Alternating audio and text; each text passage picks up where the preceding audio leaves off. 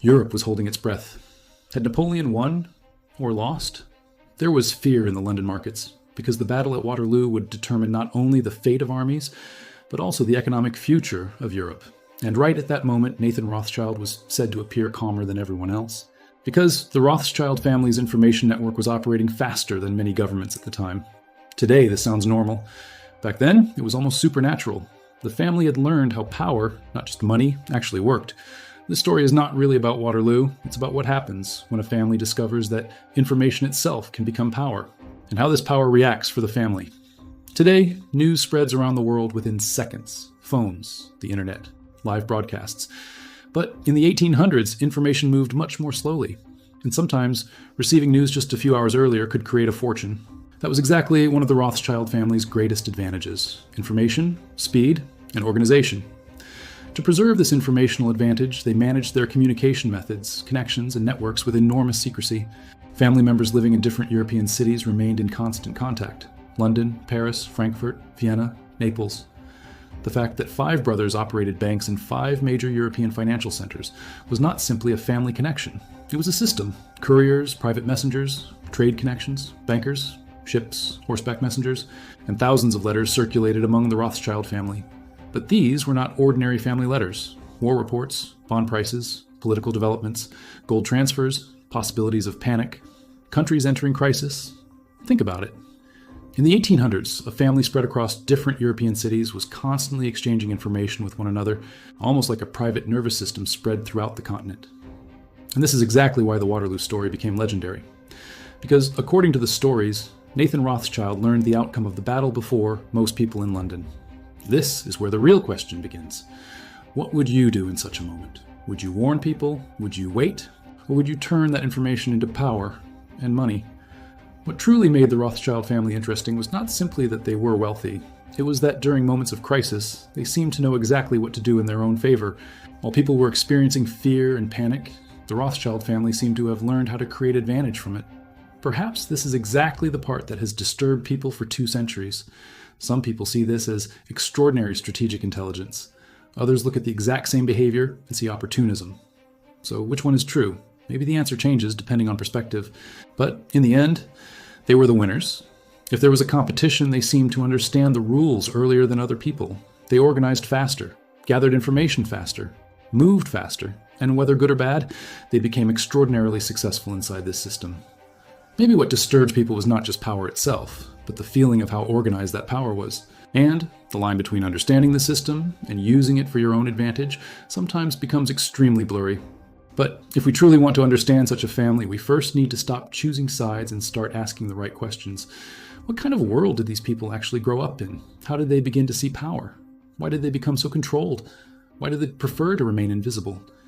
And how does living this way for generations change a person's psychology? That is exactly what we are going to examine in this video. We will neither defend them nor demonize them. We will simply try to look at them as honestly as possible, because the most interesting part is not their wealth, but how it changed them. The family's story officially began in late 1700s Frankfurt with Meyer Amschel Rothschild, but it is not enough to describe the story simply as a banker and his 5 sons, because Meyer Rothschild did not only build a financial system, he built a family system, a system of trust. And to understand the roots of this system, we need to look at the Jewish ghetto in Frankfurt, known as Judengasse. Meyer Amschel Rothschild was born and raised there. At that time, Jews in Europe faced serious pressure, restrictions, and exclusion. Anti-Semitism within the Holy Roman Empire had caused Jewish families to behave cautiously toward the outside world. So explaining the family's secretive structure solely as arrogance would be incorrect.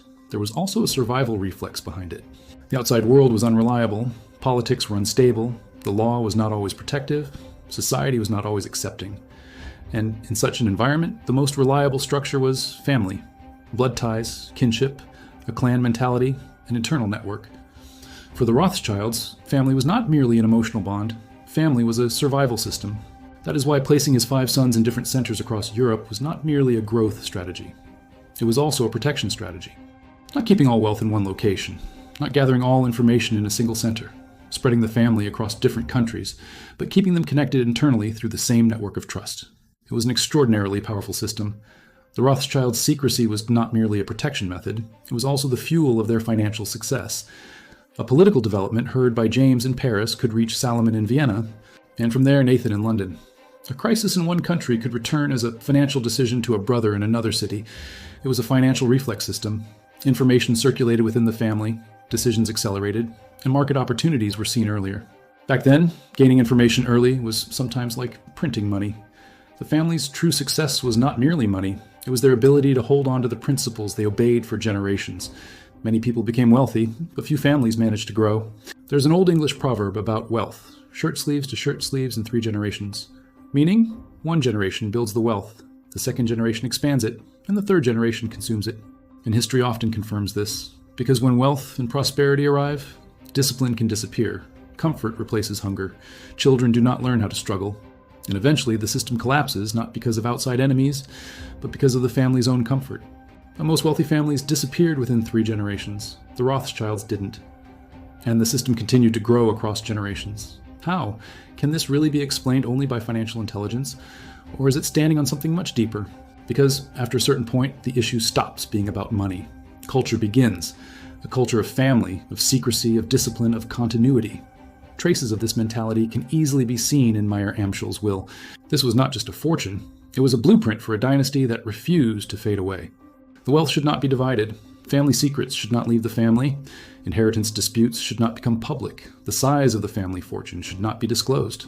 These were not merely legal rules, they were psychological rules. A system that placed the continuity of the family above the individual. And in such a system, children may not grow up like ordinary children. A normal child grows up trying to discover who they are. But what happens when a child grows up representing a dynasty instead of himself? This is not just a surname. It is a legacy, a structure, an expectation. And in such worlds, even making mistakes may carry a different meaning, because the mistake no longer remains merely individual. It attaches itself to the family name, to its reputation, and perhaps it feels as if it reflects onto the entire system they are trying to control. The family's discipline was not always something easy for everyone to carry. There were also personal tragedies. For example, Charles Rothschild's suicide in 1923 can be seen as a human example, showing how this enormous responsibility and discipline could create a heavy psychological burden on individuals. That is why the Rothschild story is not only a story of money and power, it is also a story of pressure, a story of roles, a story of family expectations, and sometimes a story of tension between a person's own life and the surname they carry. To understand the kind of pressure this creates, it is worth looking at a small story told about Jacob Rothschild's childhood. According to the story, when Jacob was a child, he was one day called into a room full of guests. His father began asking him difficult questions in front of everyone. Do you believe in God? Why? Think about it. Even as a child, you're not growing up like an ordinary kid, but like someone who is constantly representing something. Maybe the children of some dynasties do not grow up learning freedom, but learning how to carry a role. Another Rothschild generation remembers childhood through a different but equally interesting atmosphere. Heavy doors, the smell of cigars, old elevators, and the heavy atmosphere of the financial world. Some people grow up in playgrounds, others grow up in rooms where power is felt. Maybe that is why old money culture sometimes appears overly controlled from the outside. Measured conversations, careful behavior, closed social circles, privacy. It feels controlled enough to make people uncomfortable. The family's banking empire was structured more like a private family institution. Keeping accounts and strategies away from the public was a natural secret. From the outside, this secrecy created suspicion, but from the inside, it was the system's firewall based on internal trust. The Rothschilds' distant posture comes from security needs and historical traumas. Their famous marriages should be viewed within this context. These marriages were mechanisms designed to prevent wealth from leaving the family, strategies for keeping trust inside and building a fortress. While many billionaires today try to remain visible, the Rothschild family does the opposite. They speak less, appear less, explain less. When you watch Jacob Rothschild's interviews, the first thing that stands out is his calmness. He feels more like an old diplomat than a billionaire. They remain a symbol of old money, calculated privacy, and strategic family solidarity. That sentence actually says a lot. From the outside, people sometimes view such families as if they are a single organism, but inside, they're still human beings. There are egos, disagreements, competition, pressure, and probably invisible family conflicts. According to objective perspectives and historical sources, the Rothschilds appear to be a family with normal human weaknesses, but one that manages those weaknesses through extraordinary institutional discipline and historical survival reflexes. Because above all sits a family discipline. The structure that appears distant and secretive to the outside world transforms internally into a structure seeking complete trust. One of the things that stood out while I was researching this family is this. The more powerful the Rothschild family becomes, the more invisible it seems to become. And inevitably, a question begins to emerge. Are these people actually free? From the outside, families like the Rothschilds appear to possess limitless freedom. There is money, power, connections. There is access to the world's most exclusive circles. But once you go deeper, another feeling begins to form. It feels as if, as the system grows, freedom does not increase. Control increases. But who is really inside the system? Us? Yes, the overwhelming majority lives inside the economic system. Debts, bills, financial anxiety, work pressure, the struggle for survival. For many people, the system feels like an invisible cage. But then you look at families like the Rothschilds. What if they are also living inside the system they built? Because at that point you see that they are constrained by a surname, by a legacy. Maybe ordinary people are trapped inside the economic system, but such families are also trapped inside the systems they created. Did any member of such families ever wish to live outside that system? An ordinary life where the surname does not speak before they do. And sometimes you begin wondering, at a certain point, is this structure protecting the family? Or is the family now living in order to protect the structure? Maybe that is why the children of some ultra-wealthy families occasionally try to distance themselves from their system. Maybe the issue is simply feeling normal. When you look at Jacob Rothschild's life, you notice that at a certain point, the issue was no longer just money.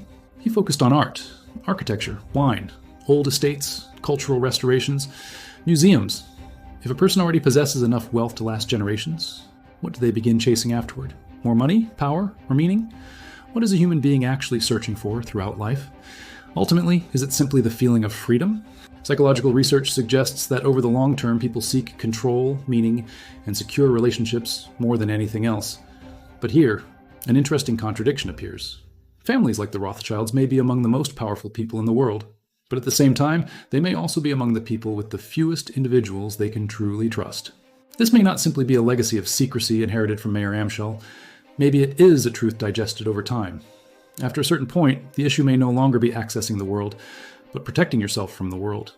Is freedom found in power, or in the quiet space where power is no longer needed? And here, one of the greatest ironies emerges.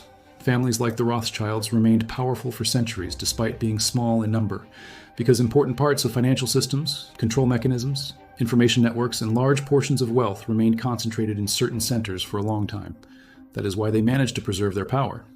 But at the same time, another truth exists. The thing that always kept the system alive was the overwhelming majority. The powerful minority was always smaller than the people sustaining the system. The 99%. Working people. Producing, consuming, tax-paying people. The system operates on top of them. But the majority often cannot fully feel its own collective power. Because daily life constantly traps people inside individual struggles. Debts, financial anxiety, work stress, the race for survival. And within such a structure, people often cannot step outside the system and see the whole picture. Maybe this is exactly why organized power structures can remain effective for so long. Because the powerful possess money, coordination, long-term thinking habits, and perhaps most importantly, they understood very well how the system worked. Over time, they became capable of designing that system in ways that benefited themselves. What made it difficult for the majority to see the bigger picture?